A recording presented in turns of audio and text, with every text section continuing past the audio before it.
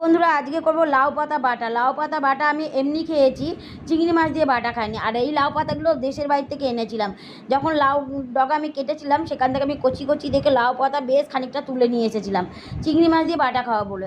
তো আজকে চিংড়ি মাছটা নিয়ে এসেছি, ভালো আজকেই বাটা করি। তো লাউ পাতাটা আমি ভালো করে ধুয়ে নিয়ে গরম জলে একটু সিদ্ধ করে নিলাম। সিদ্ধ করে নিয়ে আমি ছেঁকে তুলে নিলাম জল থেকে। এরপরে আমি মিক্সার গ্রাইন্ডারের মধ্যে বাটির মধ্যে দিয়ে দিলাম লাউ পাতা বাটা।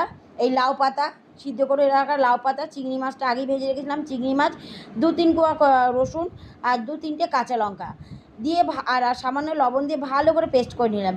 এদিকে কড়াই বসিয়ে দিয়েছিলাম ওভেনে, তেল দিয়ে দিলাম। কড়াইটা গরম হয়ে যেতে তেল দিয়ে দিলাম। তেলটা বেশ ভালো করে গরম হয়ে যেতে এর মধ্যে কিছুটা শুকনো লঙ্কা ছোটো ছোটো করে কেটে নিলাম।